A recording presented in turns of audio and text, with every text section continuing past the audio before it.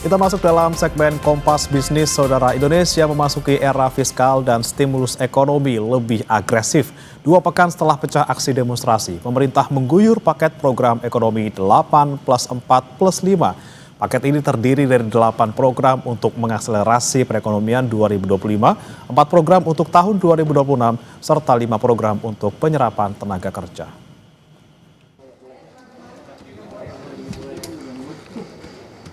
Mesin ekonomi pemerintah mulai diputar lebih keras dengan cara dan gaya baru. Kementerian Keuangan memastikan sudah mengguyur 200 triliun rupiah dana yang ada di Bank Indonesia ke sistem perbankan milik negara. Ini menjadi satu gebrakan pertama Menteri Keuangan Purbaya Yudi Sadewa. 200T hari Jumat sudah masuk ke perbankan. Uangnya udah nongkrong di sana. Sekarang saya duga para dirut bank pusing mau nyalurin kemana.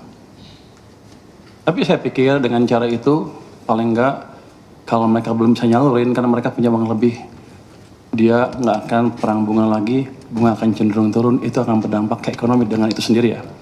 Bisa bunga pinjaman turun, bisa juga bunga deposit turun, yang jelas cost of money turun. Jadi yang punya uang nggak ragu untuk belanjain, yang mau pinjam ke bank nggak ragu untuk pinjam. Untuk alokasinya sebetulnya niat saya adalah suka-suka banknya. Tapi kalau banknya agak bingung, nanti ada guidance di mana mereka bisa memanfaatkan uang itu untuk membantu program-program unggulan pemerintah. Jadi win-win solution ya. Jadi kalau mereka bisa pakai saluran ya salurin, kalau nggak bisa ya ke situ. Jadi hampir pasti ekonomi akan berjalan lebih cepat. Setelah 6 bulan, saya udah hitung, ini pertanyaan banyak orang, apakah setelah 6 bulan akan ditarik oleh pemerintah. Saya bisa hitung bahwa biasanya uang pemerintah yang disimpan di bank sentral itu lebih di atas itu. Jadi kalau 200 triliun aja tidak akan mengganggu kondisi saya. Dalam pengertian saya tidak harus terpaksa menarik dari perbankan kalau kepepet. Tidak hanya memasukkan likuiditas ke sistem keuangan, pemerintah juga ngebut dengan jamu pertumbuhan ekonomi. 2 pekan setelah rentetan gejolak demonstrasi tuntutan 17+8, kemudian 7 desakan Aliansi Ekonom Indonesia, pemerintah merespons juga dengan angka. 15 September 2025, 17 paket atau 8+4+5 stimulus diluncurkan. Pertama, 8 program akselerasi terdiri dari magang, perluasan PPh 21 ditanggung pemerintah, bantuan pangan, diskon iuran BPJS Jam Sostek, program perumahan, padat karya, percepatan deregulasi, dan program perkotaan. Kedua, stimulus ekonomi lewat 4 program yang berlanjut di 2026. Terdiri perpanjangan PPh final, stimulus pendapatan bagi pekerja pariwisata, stimulus pekerja industri padat karya, dan diskon iuran JKK dan JKM bukan pekerja upah. Ketiga, stimulus ekonomi bagi 5 program andalan penyerapan tenaga kerja. Terdiri dari Koperasi Desa Merah Putih, Kampung Nelayan Merah Putih, revitalisasi tambak Pantura, modernisasi kapal nelayan, dan program perkebunan rakyat. Untuk perluasan ke sektor pariwisata, itu memang kita melihat bahwa sektor pariwisata, terutama Horeca juga sedang mengalami tekanan. Oleh karena itu, yang kemarin kita sudah berikan ke padat karya, kita perluas ke pariwisata. Dan diharapkan 482.000 orang bisa memanfaatkan, dan benefitnya mereka bisa memanfaatkan angka 60.000 sampai 400.000 tambahan ke orang per orang, sehingga kita berharap bahwa ini daya beli bisa terjaga juga. Khusus bagi perbankan yang berperan mendorong stimulus penyerapan tenaga kerja lewat Koperasi Desa Merah Putih, Menkyu Purbaya akan memberikan diskon bunga atas likuiditas yang diberikan. Nah, bunganya itu pada dasarnya ya, ini kan 200 triliun sudah masuk ke sistem. Uang itu bisa dipakai untuk Koperasi Merah Putih kalau sudah siap, dan kami ada instruksi ke perbankan kalau mereka pakai untuk operasi merah putih, otomatis bunga yang kami charge ke mereka lebih rendah, jadi ke 2% dari sebelumnya sekitar 4% ya. Jadi otomatis seperti itu. Jadi nggak ada lagi cost tambahan bagi Himbara ya. Jadi harusnya sih akan berjalan mulus. Cuma nanti kita gebrak-gebrak biar lebih cepat aja. 10 tahun perjalanan fiskal di bawah kendali Menteri Keuangan Sri Mulyani, kebijakan Indonesia memakai pendekatan prudent dan disiplin. Saat ini ide Menteri Purbaya untuk menerapkan mix ekonomi yang memacu peran sektor swasta dan pemerintah adalah warna baru, cara baru. Yang perlu dibuktikan pemerintah adalah stimulus ini benar-benar menetes sampai akar rumput dan tidak mengorbankan stabilitas. Dia Megasari Anjaya, Tim Liputan, Kompas TV. Lalu perlu berapa waktu lama transmisi kebijakan pemerintah 8+4+5 ini bisa menetes sampai ke akar rumput? Kami akan tanyakan kepada ekonom Universitas Paramadina Wijayanto Samirin. Selamat pagi Pak Wijayanto. Pak Wijayanto, bisa dengar suara kami Pak?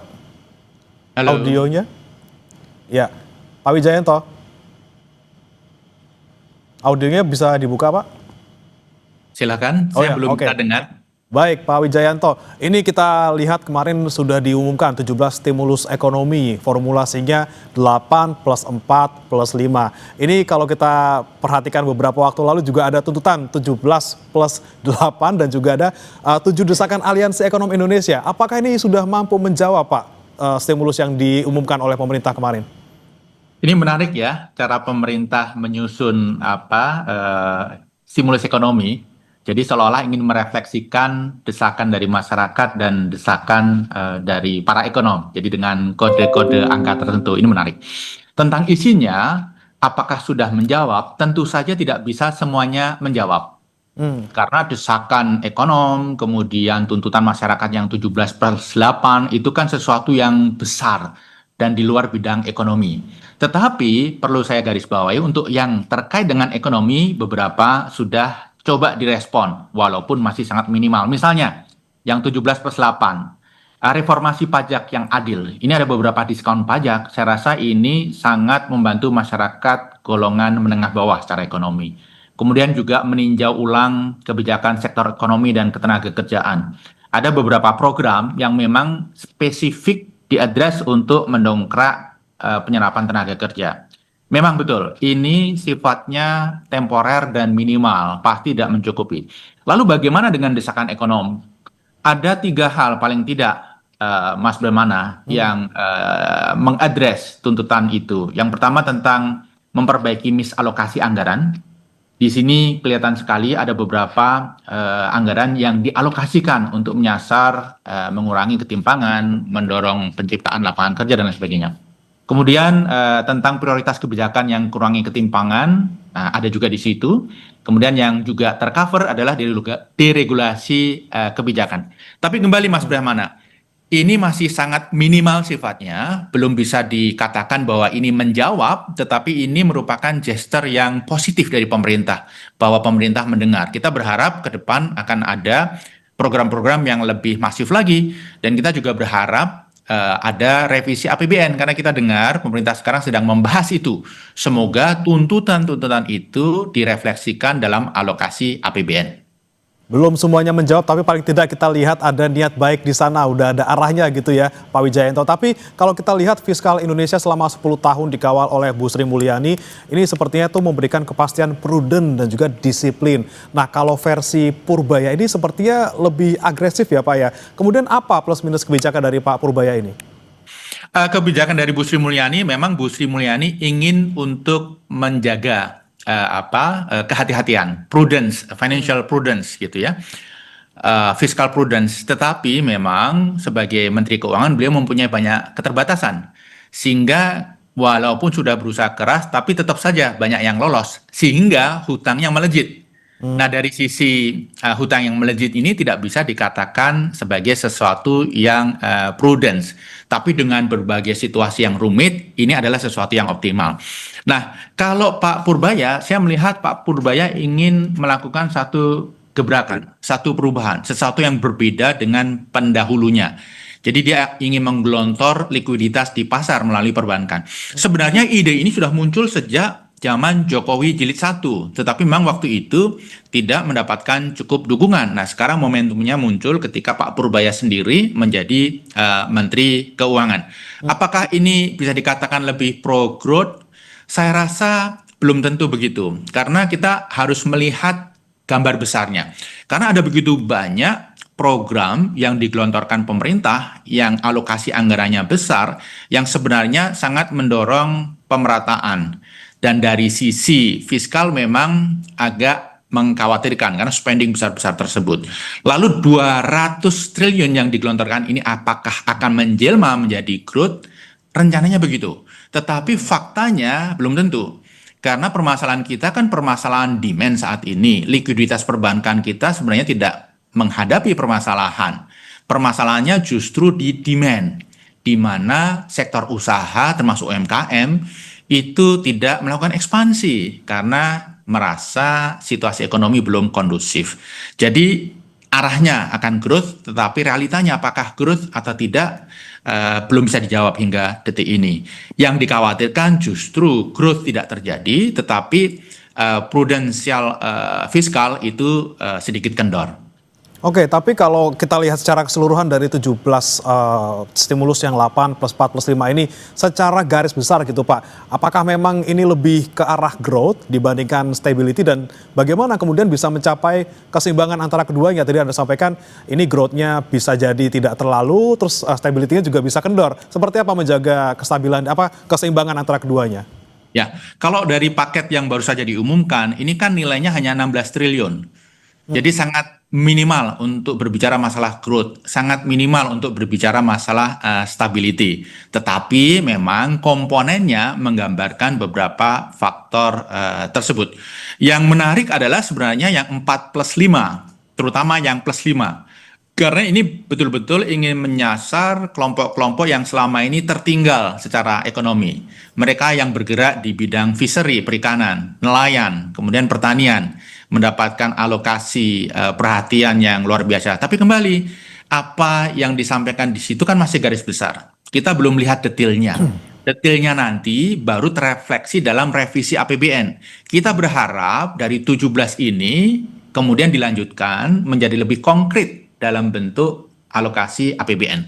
Karena alokasi APBN itu menggambarkan keberpihakan politik pemerintah yang sedang memimpin. Nah ini dia, kemudian political will di sana bermain untuk menjawab stimulus ini, tapi Pak Wijayanto kita akan bahas usai jeda berikut. Saudara tetap bersama kami di Kompas Bisnis, kami akan kembali. Kembali di Kompas Bisnis, saudara, kita masih membahas terkait dengan stimulus baru yang digelontorkan pemerintah untuk tahun ini dan juga tahun depan. Masih bergabung bersama kami ekonom Universitas Paramadina Wijayanto Samirin. Pak Wijayanto, kita lanjutkan kembali tadi terkait dengan stimulus yang ada 17 ini. Tentunya kita butuh dukungan politik di sana. Kira-kira siapa saja nih Pak yang perlu berubah dan juga apa bentuk dukungan political will ini? Iya, 17 hal ini kan melibatkan hampir seluruh kementerian. Jadi perlu kerja bersama, kerja keras dari seluruh kementerian untuk mewujudkan ini. Nah, political will yang diharapkan tentunya dari pimpinan tertinggi, dari Pak Presiden. Karena hanya dengan dukungan beliau ini bisa jalan dengan baik. Nah, mumpung ini sedang dalam proses revisi APBN, saya juga ingin menyampaikan permasalahan utama yang kita hadapi saat ini, fiskal kita saat ini adalah ada begitu banyak pengeluaran-pengeluaran masif. Sehingga membuat pengeluaran lain tidak mendapatkan tempat. Sehingga fiscal space-nya terbatas. Sehingga perlu berbagai manuver yang sebenarnya menimbulkan permasalahan-permasalahan baru. Misalnya burden sharing, kemudian gelontoran likuiditas 200 triliun dan lain sebagainya. Kalau ada political will yang kuat dari Presiden, misalnya beliau berkenan agar MBG ditunda pelaksanaannya sehingga growth-nya lebih sustainable. Kemudian 80.000 koperasi merah putih, 3 juta rumah untuk rakyat. Kalau itu bisa rekalibrasi ukurannya, maka sebenarnya kita tidak mempunyai masalah fiskal yang signifikan, dan sebenarnya itu bisa dialokasikan untuk hal-hal yang sangat penting. Yang sekarang ini Menteri Keuangan dan Menteri Ekonomi berusaha keras untuk mencari fiscal space dengan beberapa langkah kreatif yang belum tentu ini aman di masa mendatang. Jadi political will paling ultimate adalah dari Presiden Prabowo. Kalau beliau berkenan mengizinkan rekalibrasi 3 program utamanya tersebut.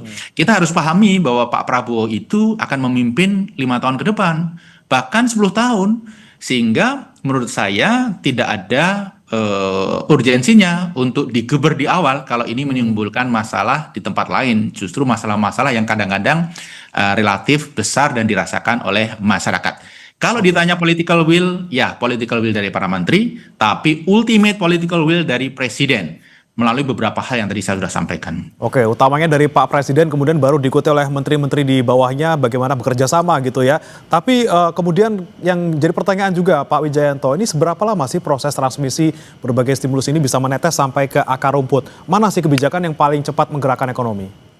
Kalau dari 17 stimulus itu kemungkinan besar semuanya akan langsung menetes karena sifatnya diterima langsung oleh masyarakat. Misalnya potongan pajak, insentif pajak, itu kan ketika melakukan transaksi langsung terasa dampaknya. Belum lagi misalnya program terkait padat karya. Proyek-proyek padat karya yang didorong oleh Kementerian PUPR, Kementerian Perhubungan.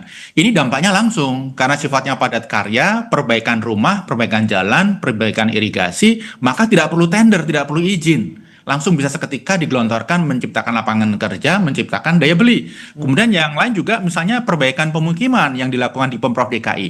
Ini berbeda dengan membangun rumah baru, berbeda dengan 3 juta rumah rakyat yang perlu visibility study, proses kredit, pembangunan, perizinan, mungkin timeline-nya 1 tahun. Kalau renovasi rumahnya sudah ada, begitu digelontorkan dana, pekerjaan tercipta, kemudian ada perputaran ekonomi, kemudian ada peningkatan produktivitas. Nah, dari 2 program ini, Mas Bremana, yang padat karya, tunai, kemudian perbaikan pemukiman, ini bukan konsumtif sifatnya, tapi ini sesuatu yang meningkatkan produktivitas. Jadi sudah menstimulus ekonomi, menciptakan lapangan kerja, dan meningkatkan produktivitas. Nah, ke depan ketika pemerintah mempunyai ide untuk memberikan stimulus ekonomi, hal-hal seperti ini yang sebenarnya menurut saya perlu dikedepankan dan perlu menjadi prioritas. Karena ini tidak hanya sifatnya konsumsi yang begitu diberikan hilang. Oke, efek instan tapi tidak hanya untuk konsumtif tapi juga untuk produktivitas gitu ya Pak ya. Iya. Terakhir Pak Wijayanto, ini kan kalau pemerintah memberikan stimulus, ini artinya pemerintah menyadari ada yang tidak bergerak di sana. Kalau menurut Anda Pak Wijayanto, di angka berapa kira-kira proyeksi pertumbuhan kuartal 3 ini? Ya, sebenarnya angka pertumbuhan kuartal kedua kemarin kan juga dipertanyakan banyak pihak gitu ya. Angka 5,12 itu justified atau enggak. Setelah kita lihat perhitungannya, memang ini sedikit lebih tinggi dari seharusnya gitu ya. Ada beberapa metodologi yang menurut saya kurang proper. Nah, sebenarnya kuartal kedua itu kurang dari 5 menurut saya. Kuartal ketiga ini year on year menurut saya juga akan kurang dari 5. Whole year kira-kira juga mendekati 5 tapi masih di bawah 5 kalau mengukurnya benar. Berarti kalau target 5,2 agak kurang bisa nih Pak kira-kira dicapai ya kalau kemarin ya, Pak dengan pengukuran yang benar angka itu agak sulit untuk dicapai. Tetapi yang paling penting kan begini, jangan terlalu dalam situasi seperti ini, jangan terlalu fokus pada angka pertumbuhan, tetapi pada kualitas pertumbuhan yang bisa menjadi basis bagi pertumbuhan di tahun-tahun mendatang. Kembali, karena kita berpikir pemerintah ini tidak hanya 1 tahun, tapi pemerintah ini 5 tahun bahkan 10 tahun. Okay. Pertumbuhan ekonomi yang lebih berkualitas ini lebih penting untuk bisa dicapai. Semoga juga stimulus ini tidak membebani fiskal kita ke depannya. Lagi-lagi political will dari Pak Prabowo bisa mengkalibrasi lagi gitu ya Pak beberapa kebijakan yang membutuhkan pengeluaran besar dari pemerintah. Terima kasih Pak Wijayanto Samirin, ekonom Universitas Paramadina sudah bergabung bersama kami di Kompas Bisnis. Selamat pagi Pak. Pagi, makasih.